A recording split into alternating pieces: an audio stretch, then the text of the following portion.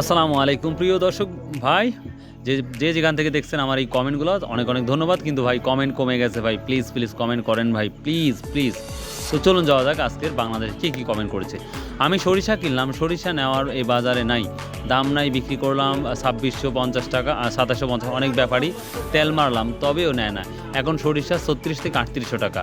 ব্যাপারী এখন আমাদের তেল মারে, পাটের অবস্থা তাই হবে।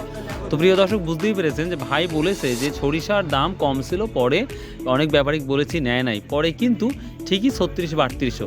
সো পাটের অবস্থায় একই অবস্থায়, এখন কেউ নিচ্ছে না, তবে কিছুদিন পর পাটের মানে দাম বাড়বে, ভাইয়ের মন্তব্য।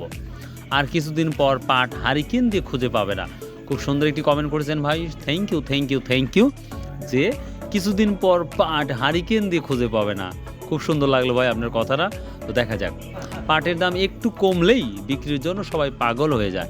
পাটের দাম 4000 থেকে 45,000 হবে ইনশাআল্লাহ, তখন হয়তো আপনারা আফসোস করবেন।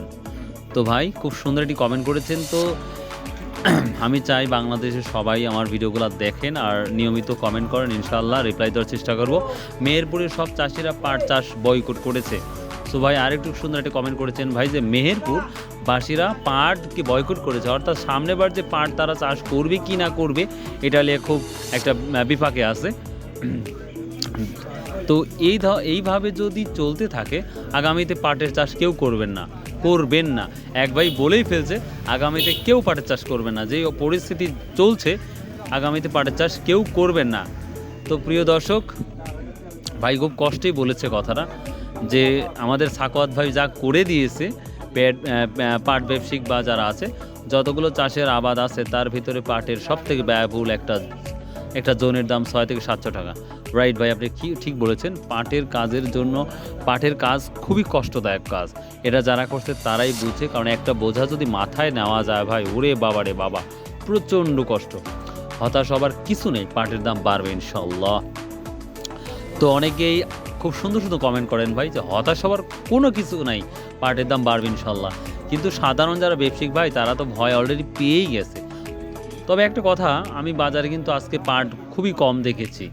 এখন জানি না 1 মাস পরে পাট পাওয়া যাবে না, তখন একটু বাড়বে, 45 হতে পারে। এক ভাই বলেছে যে 1 মাস 1.5 মাস পর পাট আর পাওয়া যাবে না, দামটা বাড়বে।